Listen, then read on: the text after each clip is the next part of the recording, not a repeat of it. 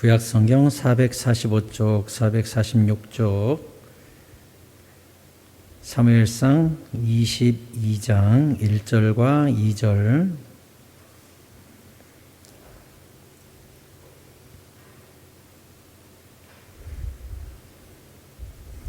사무엘상 22장 1절, 2절,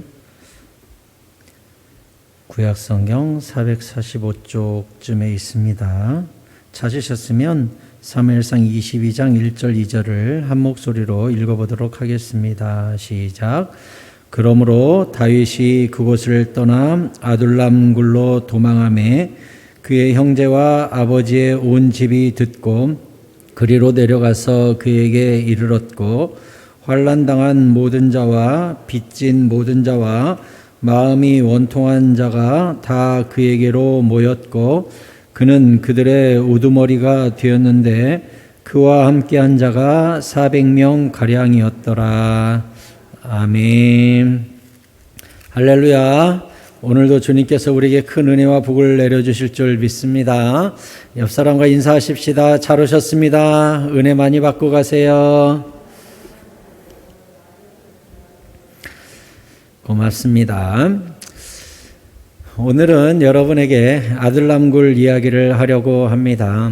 아둘람굴은 어쩌면 오늘날 우리 교회의 원형이라고 이야기할 수가 있어요. 교회는 누가 보이며 그 교회를 통하여 주님은 어떤 일을 이루시는가, 이러한 것들을 아둘람굴을 통해 우리는 알 수가 있습니다. 먼저 바라기는 우리 교회가 아둘람굴과 같은 어머니 품과 같은 교회를 이루어 갈 수 있기를 바랍니다. 다윗은 골리앗 죽이고 왕의 사위가 될 뿐만 아니라 전 국민적인 영웅이 되었는데, 사울의 질투로 말미암아 지금 도망을 치고 있습니다. 그래서 결국 도망친 곳이 모압까지 갔다가 블레셋까지 갔다가 막 전 세계를 열방을 막 돌아다니다가 이제 아둘람굴에 가게 됩니다. 광야 쪽에 있는데 베들레헴에서 가까워요. 그러면 우리는 알 수 있죠. 다윗이 베들레헴 사람이니까 아둘람굴 근처는 어릴 때 수도 없이 양을 데리고 갔던 지역입니다. 그러니까 아둘람굴에 근거지를 삼은 이유는 사울이 어느 쪽에서 자기를 잡으러 오면 어느 쪽으로 피난해야 될지를 정확히 알고 있죠. 지리를 잘 안다는 것은 전쟁에서 굉장히 유리하잖아요. 그러니까 다윗은 고향 근처지만 광야 쪽에 있고 자기가 수없이 양을 치러 다녔던 익숙한 길이고, 사울이 어디서 쫓아오면 숨기도 참 좋은 그곳에 이제 피신을 해서 정착하게 되었습니다. 그랬더니 오늘 1절에 그의 형제와 아버지의 온 집이 모여들었다고 그랬어요. 왜 그러냐면 아무래도 다윗이 사울 입장에서는 다윗을 쫓아다니면 다윗이 고향집에 아무래도 피신할 경우가 많거든요. 거기에 지인들이 있기 때문에. 그래서 TV에서 살인범이나 범법자들이 잡히는 뉴스를 이렇게 보면 여자친구네 집에서 잡혔다, 뭐 친구네 집에서 잡혔다, 뭐 작은아버지 집, 삼촌 집에서 잡혔다. 어떤 사람 같은 경우는 부모님 무덤에서 잡힌 사람도 있습니다. 무덤에서 울다가 거기서 경찰한테 체포됩니다. 그러니까 경찰들이 범인 잡으려고 하면 일단 이 사람의 모든 인간관계에 얽힌 곳에 가서 지키면 잡잖아요. 그러니까 다윗을 사울이 이잡듯이 잡으려고 하니까 모든 친척집들의 동선을 조사하고 거기서 지키고, 아버지 집에서 막 보초들이 서 있고 이러니까 친척들이 살 수가 없죠. 늘 앞에 서가지고 힘들게 하니까. 제가 서울에서 사역할 때 이제 상도동에서 살았거든요. 그러면 여러분 TV 라디오에서 가끔 이렇게 정치 이야기 이렇게 나오는 라디오 프로그램 같은 거 보면 김영삼 대통령이 전화 받는 장면에 상도동입니다, 이렇게 상도동입니다 하는 이야기가 많이 나오거든요. 김영삼 대통령 집이 상도동에 있어요. 그래가지고 퇴임한 이후에도 상도동에서 살았었거든요. 그래서 제가 신방하러 가끔 김영삼 대통령 집 근처를 이렇게 지나갈 때가 있거든요. 그러면요, 집 근처에 초소가 있어요, 아예. 그래서 초소가 지어져 있고 거기에서 사복 입은 사람 또 경찰들이 수시로 왔다 갔다 하면서 그 사절을 지키고 있습니다. 그래서 우리도 어떤 때는 담벼락 근처로 이렇게 지나가면 잡아가지고 왜 지나가냐고 물어보고 그래요. 그러니까 그 근처 갈 때마다 불안하죠. 웬만하면 그 사람들하고 안 마주쳤으면 좋겠고, 신방 갈 때도 거기 바깥으로 이렇게 돌아가려고 하지 담벼락 끼고 가려고 하질 않아요. 아무래도 누가 이렇게 지키고 있으니까 가까이 가기가 좀 민망하고 불편해요. 안 그러겠어요? 하물며 다윗을 잡으려고 온 나라가 움직이고 사울의 군대가 다윗이 갈 만한 데가 어디냐 하고 지키고 있는데 얼마나 불편해요. 그러니까 혹시라도 다윗의 부모님이 움직이면 사울의 군사들 입장에서는 혹시 다윗 만나러 가나? 해가지고 어디 편지 받았나? 해가지고 막 어디든 쫓아가고 시장 가도 따라가고 계속 미행을 하니 어떻게 살아요? 그러니까 결국은 다윗의 일가 친척이 다 고향을 베들레헴을 떠나가지고 이제 다윗과 함께 굴 생활을 할 수밖에 없는 거예요. 부모님들과 가문들만 모이면 괜찮은데 그 소식을 듣고 2절에 환난당한 모든 자, 빚진 모든 자, 마음이 원통한 자 다 바글바글 모인 거예요.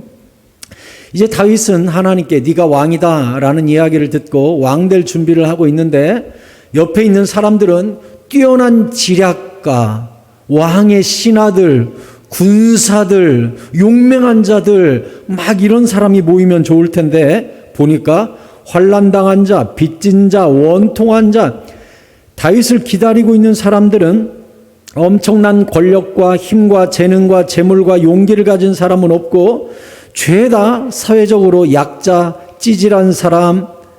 다윗의 마음속에는 꿈과 비전이 이글거리는데 현장은 이렇게 돌아보면 모두 다 시정잡배같이 생긴 사람들만 바글바글 모이는데 그 숫자만 해도 또 400명이나 돼요.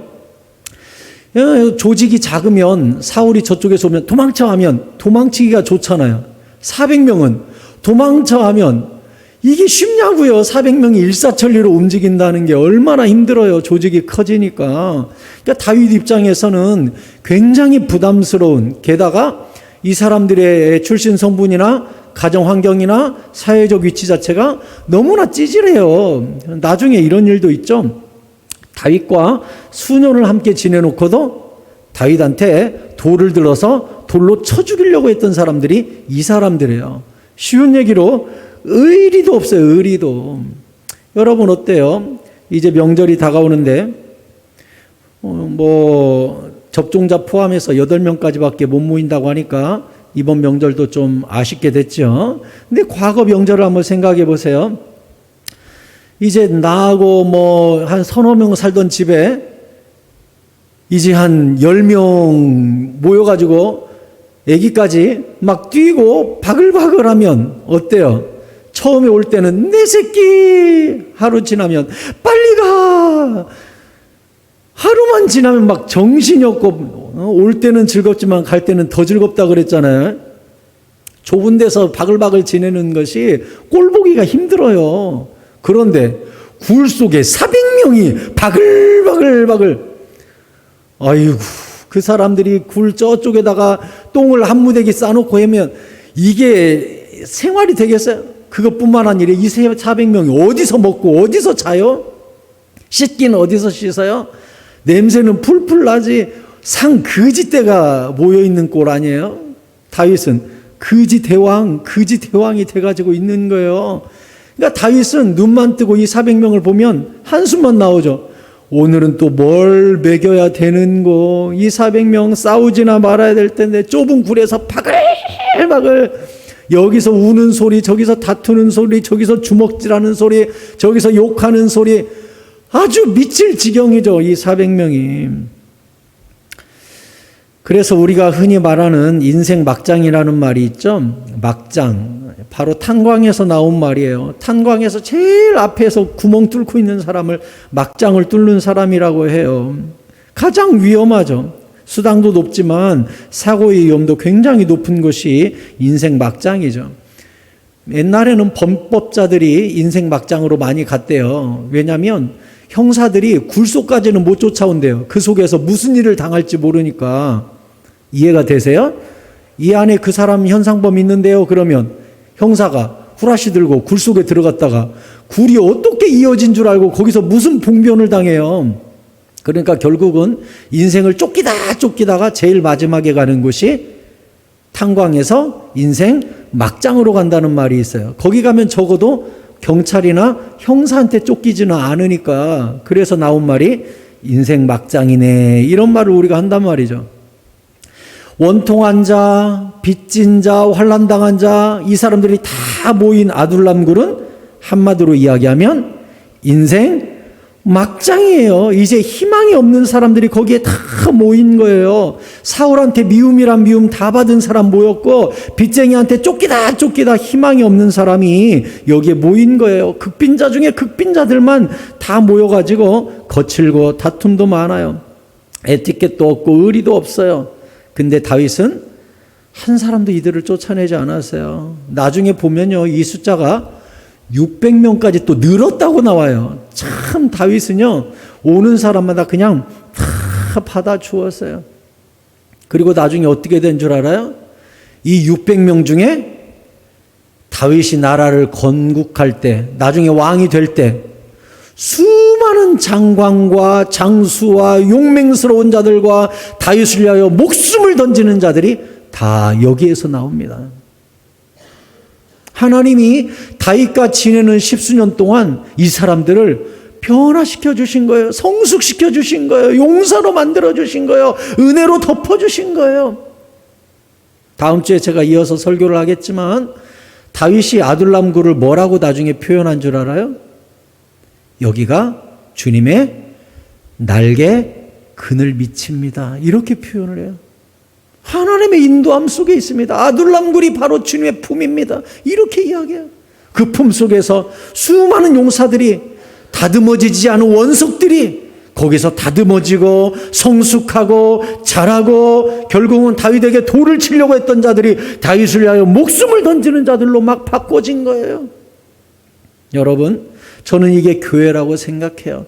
교회는 처음에 원통한 자, 빚진 자, 원망이 가득하고 환난을 만난 자, 이런 사람들이 모여요. 그들이 여기서 은혜 받고 꿈을 찾고 비전을 찾고 응답받고 주님과 동행하고 성령 받고 변화되다가 나중에는 주여 내가 주를 위하여 죽는 데까지 나아가겠나이다, 이런 역사가 일어나는 것이 저는 교회라고 믿습니다. 어저께 조용기 목사님이 소천하셨어요. 85세, 한국 나이로 86세로 소천을 하셨습니다. 저는 이제 어릴 때 생각이 납니다. 주일날 이렇게 TV 키면 주일 아침인지 오후인지 웬 대머리 목사님이 나오셔가지고 샤메다 하는데, 어릴 때 와, TV에 켜보면 와, 예배가 TV에서 나오네, 되게 어릴 때 희한하게 생각했던 기억이 나요. 나중에는 지금도 기네스북에 기록이 돼 있습니다. 여의도 순복음교회가 70만 명이 모이는 교회, 진짜 전 세계에서 가장 큰 교회로 기네스북에 등재될 정도로 어마어마한 교회를 이루었죠. 조용기 목사님에 대해 이렇다 저렇다 평도 많고 말도 많아요. 근데 적어도 저는 한 가지는 인정을 해요. 뭘 인정하고 싶냐? 처음에 개척했던 교회가 달동네에 개척해서 수많은 환난당한 자, 빚진 자, 원통한 자를 불러다가 예수 믿으면 소망이 있습니다, 주님이 만지시면 꿈이 생깁니다, 우리의 미래는 달라질 수 있습니다, 이 비전을 끊임없이 심어줬다는 거예요. 이거 하나만큼은 저는 정말 인정을 합니다. 그 교회가 나중에 커지고 부유해지고 건물이 생기고 돈이 생기고 하면서 문제가 생겼을 수는 있으나, 적어도 처음에 개척할 때는 가난한 자, 원망이 가능한 자, 빚진 자, 오갈 곳 없는 자, 그 사람들을 품고 안아주고 함께 철회하고 울면서 교회가 세워져 갔다는 사실이에요. 적어도 처음 교회를 이루는 본질은 정확히 붙잡고 있었다는 것이 저는 정말 배워야 될 점이라고 생각을 해요. 원래 복음은 낮은 곳으로 가는 것입니다. 원래 교회는 환난당한 자, 원통한 자, 빚진 자 사이로 흘러가는 것이 맞습니다. 예수님도 이 땅에 오셔서 마태복음 8장 16절에 저물매 사람들이 귀신 들린 자를 많이 데리고 예수께 오거늘 예수께서 말씀으로 귀신들을 쫓아내시고 병든 자들을 다 고치시니 이는 선지자 이사야를 통하여 하신 말씀에 우리의 연약한 것을 친히 담당하시고 병을 짊어지셨도다 함을 이루려 하심이더라. 아멘. 예수님 주변에 누가 모였다고요? 병든 자, 귀신 들린 자, 이런 사람들이 모여서 거기서 해답을 얻었다는 거예요. 오늘날 교회도 마찬가지예요. 오갈 데 없는 인생, 막장 인생, 죽고 싶은 사람, 해답이 없는 사람, 울고 싶은데 울 장소가 없는 그런 사람들이 교회에 와서 복음을 만나고 예수님을 만나는 것이 바로 교회가 해야 될 일이라고 저는 생각합니다. 여러분, 특별히 전도할 때 원통한 자, 빚진 자, 환난당한 자에게 손을 내밀어 주시기 바랍니다. 그런 사람들은 마음이 열려 있어요. 그런 사람들은 기댈 곳을 찾고 있어요. 세례요한은 예수님께서 이 땅에 메시아로 오셨을 때 질문을 했어요. 세례요한이 감옥에 갇혔을 때입니다. 마태복음 11장 2절에 요한이 옥에서 그리스도께서 하신 일을 듣고 제자들을 보내어 예수께 여짜오되 오실 그이가 당신 이오니까? 당신이 진짜 메시아 맞습니까? 왜? 자기는 갇혀 있는데 메시아 되신 그분이 찾아오지도 않고 풀어주지도 않고 자기는 너무 인생이 답답하게 된 거예요. 그러니 정말 당신이 메시아 맞습니까? 이 사람은 보라 세상죄를 지고 가는 하나님의 어린 양이로다 라고 세례요한이 소개했었죠. 그런데 세례요한이 갇히고 나니까 아무 일도 일어나지 않아요. 그러니까 세례요한이 내심 섭섭했던가 봐요. 나는 당신이 메시아라고 소개를 했는데 왜 당신은 나를 위하여 아무것도 하지 않습니까? 이런 안타까움이 있었던가 봐요. 제자들을 보내서 당신이 진짜 메시아입니까? 아니면 우리가 다른 일을 기다리오리까? 다른 사람을 제가 기다려야 됩니까? 물었어요. 이제 예수님의 대답을 잘 보세요. 예수께서 대답하여 이르시되 너희가 가서 듣고 보는 것을 요한에게 알리되 내가 메시아냐고 네가 물었냐? 그럼 내가 메시아라는 증거를 보여줄게 하면서 다시 제자들을 돌려보내면서 뭐라 그랬어요?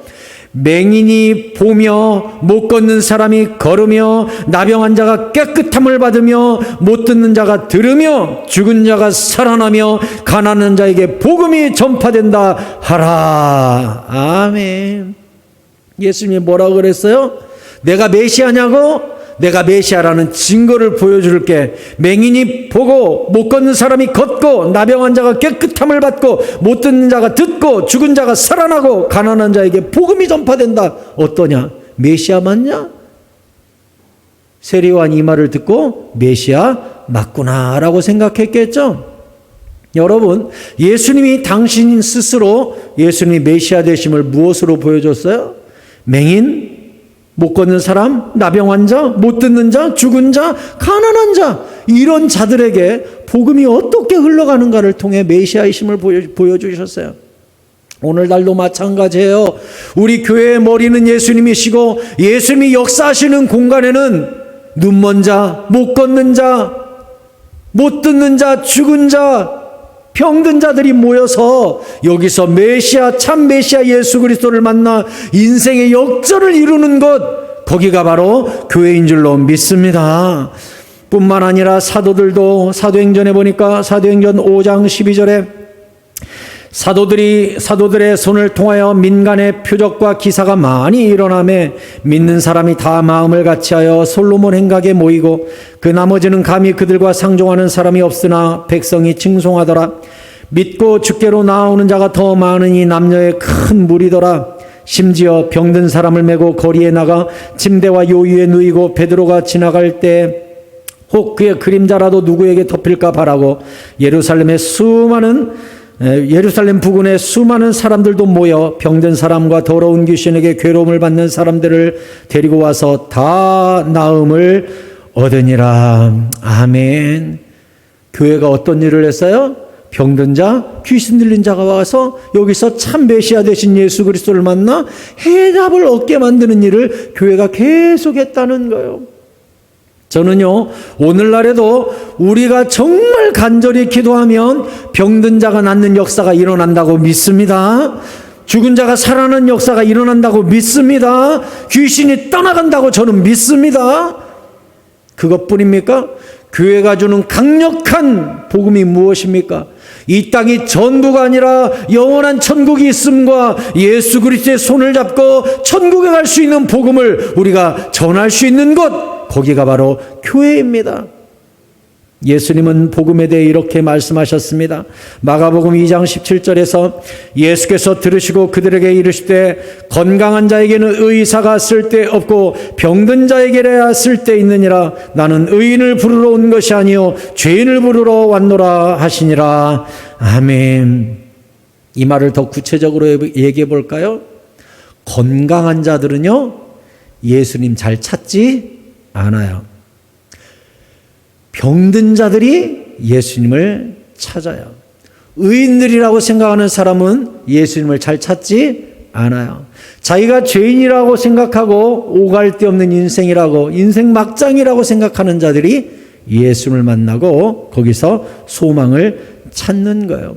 옛날부터 예수님 때나 지금이나 사도 시절이나 오늘날이나 복음은 낮은 곳, 원통한 자, 빚진 자, 환난당한 자들을 통하여 흘러가는 것이 대체적인 주님의 일하시는 방법이에요. 오늘날에도 우리 주변을 돌아보세요. 정신적으로 피폐한 자, 세상의 풍요와 죄악에 빠져서 천국을 부인하는 자 얼마나 많이 있습니까? 오늘 뉴스에 보니까 코로나로 말미암아 자살한 자영업자가 20명이라고 그래요. 더 이상 못 살겠다고서 자기 가게에서 자살하는 사람도 있어요. 증인 주변에 있는 상인들이 왜 저 집 안 열지? 왜 저러지? 하고 나중에 그 집 열어보니까 그 상점에서 그 상점 사장이 자살을 했다는 거예요. 얼마나 안타까워요. 여러분, 시대가 피폐해지고 어려워지고 빚진 자가 많아지고 환난당한 자가 많아지고 원통한 자가 많아질 때야 바로 이때가 복음이 일할 때임을 믿으시기 바랍니다. 여러분도 언제 예수 믿었어요? 힘들 때 주님 찾았잖아요. 어려울 때 주님 찾았잖아요. 죽을 것 같은 괴로움이 있을 때 기도하러 왔었잖아요. 그러면 지금이야말로 우리가 전도할 때요, 소망을 이야기할 때요, 메시아를 이야기할 때요, 교회를 이야기할 때요, 천국을 이야기할 때 아닙니까 여러분? 교회에 소망이 있어요. 여기가 바로 아둘람굴이 되어야 돼요. 빚진 자, 원망한 원통한 자들이 다 모여서 해답 되시는 여호와 하나님을 만나고 부르짖다가 영혼이 깨어나고 거듭나고 성령 받는 역사가 우리 교회에서 일어나게 될 수 있기를 소원합니다. 그 일에 여러분이 일하세요. 여러분이 지금이야말로 원통한 자들에게 우리가 손을 내밀 때예요. 그리고 여러분 기억하십시오. 교회는 차별이 없어야 합니다. 남녀노소, 돈 많은 자, 없는 자, 많이 배운 자, 못 배운 자, 힘이 센 자, 힘이 없는 자 아무 상관없어요. 누구나 존중받아야 돼요. 특별히 원통한 자들을 더 존중해줘야 돼요. 그들 안에는 씨앗이 있다고요. 꿈이 있다고요. 비전이 있다고요. 얼마든지 예수 그리스도의 복음 안에서 역전이 있다고요. 주님은 오히려 부자들을 뭐라고 하셨고 가난한 자, 죄인들, 창녀들을, 세리들을 찾아가셨잖아요. 로마서 10장 11절에서 주님은 또 이렇게 가르쳐 줍니다. 성경에 이르되 누구든지 그를 믿는 자는 부끄러움을 당하지 아니하리라 하니. 여러분 중에도 혹시 빚진 자 있습니까? 여러분 중에도 환난당한 자 있습니까? 여러분들 중에도 정말 오갈 데 없는 인생 막장에 내몰린 것 같은 답답한 사람이 있습니까? 예수님이 내일 와서 나 좀 데려갔으면 좋겠네. 죽지는 못하겠고, 아이고 주님이 나 좀 데려갔으면 좋겠네. 이런 생각하시는 분 계십니까? 주님이 말씀하시기를 여호와를 신뢰하는 자, 예수 그리스도를 믿는 자는 부끄러움을 당하지 아니하리라. 유대인이나 헬라인이나 차별이 없음이라. 한 분이신 주께서 모든 사람의 주가 되사 그를 부르는 모든 사람에게 부요하시도다. 누구든지 주의 이름을 부르는 자는 구원을 받으리라. 아멘. 이 말이 무엇을 이야기해요? 주님께는 차별이 없느니라. 누구든지 나를 부르면 내가 해답이 되어주겠다. 예수님이 그렇게 말씀하셨어요. 누구든지 예수님을 찾기만 하면 구원을 주시되, 아까 12절에서는 뭐라 그랬어요? 그를 부르는 모든 사람에게 부요하시도다. 아멘. 이 부요하다는 게 예수님을 찾으면 부자가 되게 해주겠다는 뜻인가요? 그 뜻이 아니에요.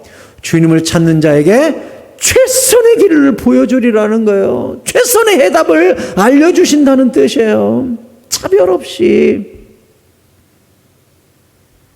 특별히 우리 교회는 더 가난한 자, 불쌍한 자, 힘든 자들에게 마음을 기울이는 차별이 없는 교회를 만들 수 있기를 바라요. 야고보서 2장 1절에서는 야고보가 이렇게 말합니다. 내 형제들아, 영광의 주 곧 우리 주 예수 그리스도에 대한 믿음을 너희가 가졌으니 사람을 차별하여 대하지 말라. 만일 너희 회당에 금가락지를 끼고 아름다운 옷을 입은 사람이 들어오고 또 남루한 옷을 입은 가난한 사람이 들어올 때에 너희가 아름다운 옷을 입은 자를 눈여겨보고 말하되 여기 좋은 자리에 앉으소서 하고 또 가난한 자에게 말하되 너는 거기 서 있든지 내 발등상 아래에 앉으라 하면 너희끼리 서로 차별하며 악한 생각으로 판단하는 자가 되는 것이 아니냐. 내 사랑하는 자들아 들을지어다. 하나님이 잘 들으세요.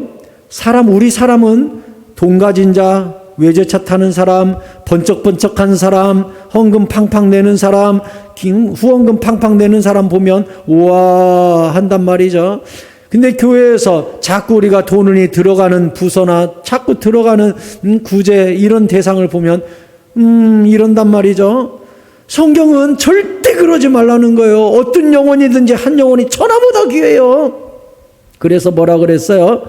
5절에 내 사랑하는 형제들아 들을지어다. 하나님이 세상에서 가난한 자를 택하사 믿음에 부요하게 하시고 또 자기를 사랑하는 자들에게 약속하신 나라를 상속으로 받게 하지 아니하셨느냐. 오히려 하나님이 복음이 전파될 때 어느 쪽으로요? 가난한 자들을 오히려 하나님이 부르지 않느냐. 그러면 부한 자들은요?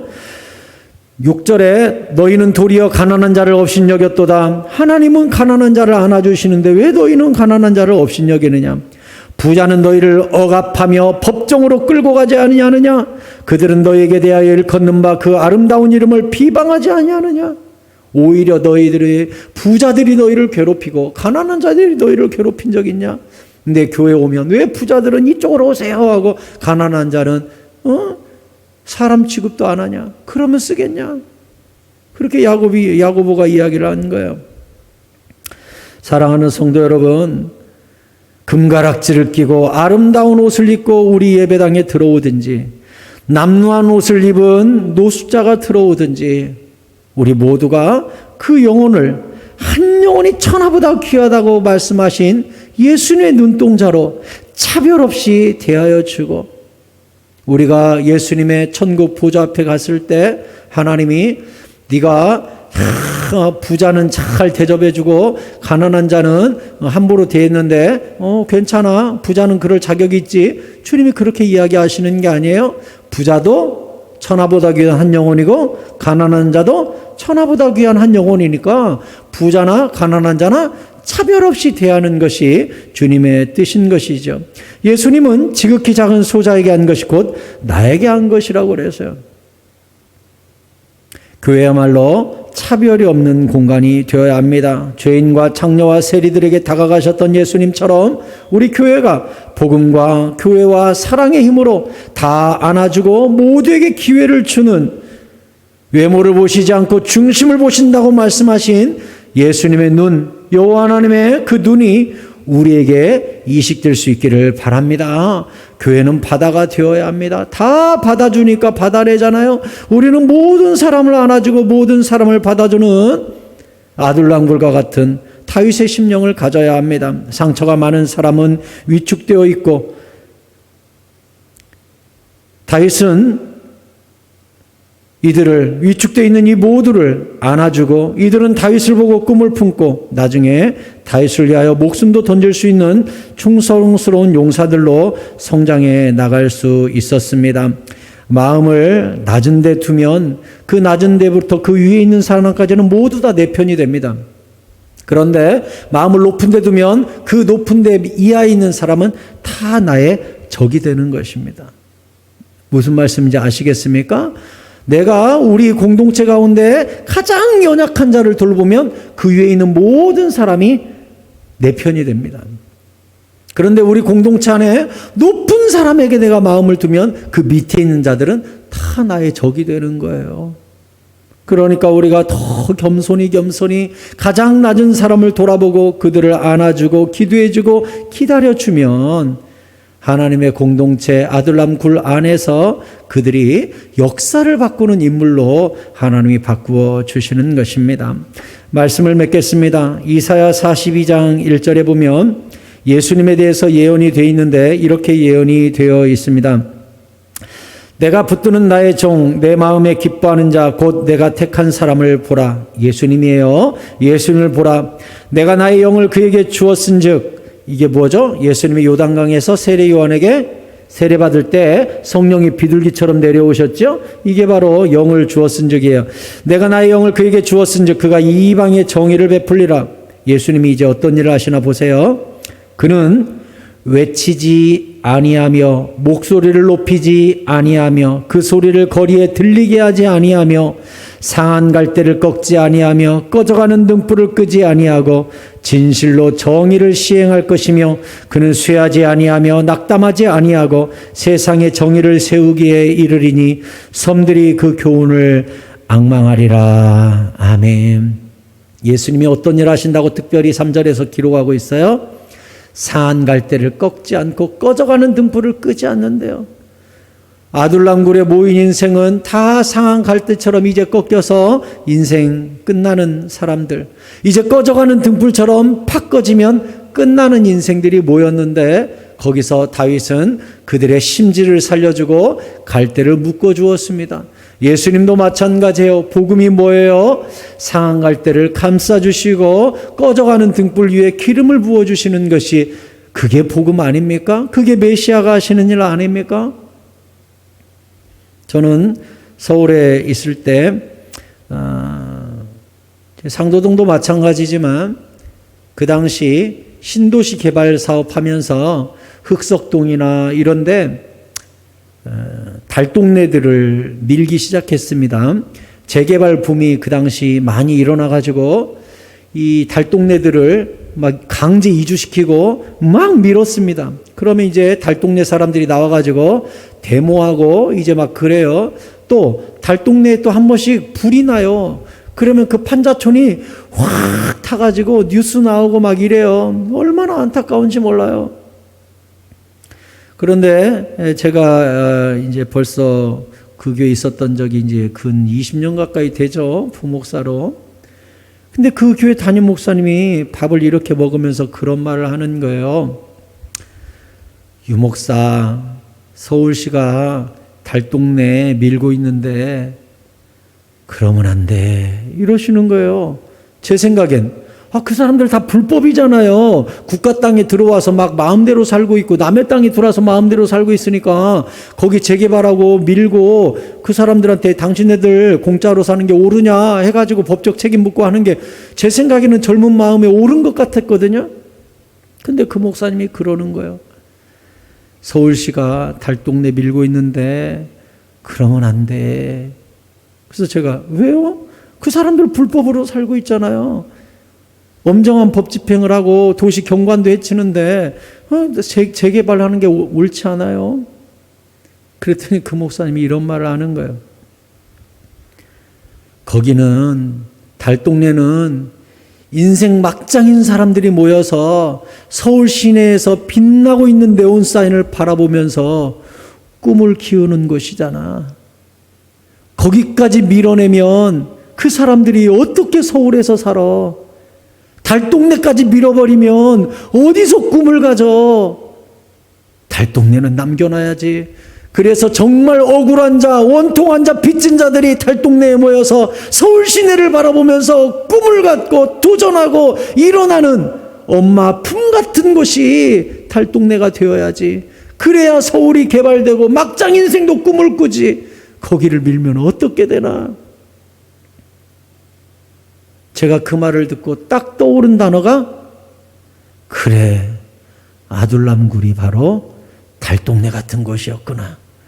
거기서 베들레헴을 바라보고 예루살렘 쪽을 바라보면서 꿈이 무르익고 마침내 그 꿈이 십수년 후에 다윗을 필두로 하여 다윗 이후에 이루어지는 천년의 왕조를 이루는 에너지와 힘이 거기서 나왔구나. 이런 생각이 드는 거예요. 그래서 그 목사님의 그 말이 종종 저는 생각이 나요. 근 20년 전에 들은 말이지만 지금도 생각이 문득문득 나요. 그래, 교회는 아둘람굴 같은 곳, 달동네 같은 곳.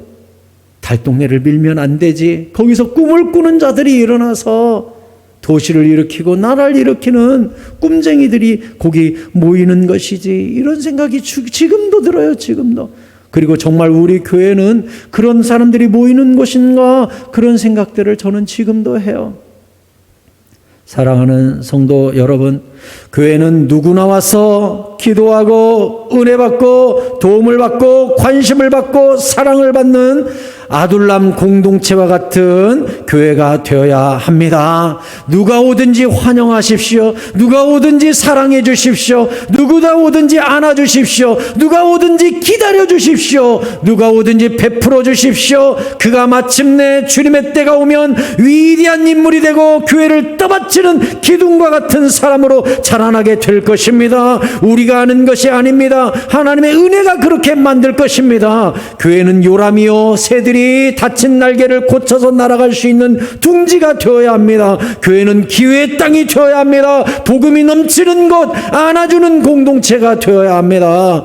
우리 교회가 아둘람 교회와 같은 공동체를 이루어서 앞으로도 환난당한 자, 빚진 자, 원통한 자, 인생에 소망이 없는 자, 끝이라고 생각하는 누구라도 와서 여기에서 꿈을 발견하고 복음을 만나고 천국을 만나고 사랑하는 이웃을 만나고 사랑하는 가족을 만나는 아둘람 공동체와 같은 엄마 품과 같은 미래가 있고 꿈이 있는 우리 새사랑 교회를 우리 모두가 만들어갈 수 있기를 간절히 소원합니다.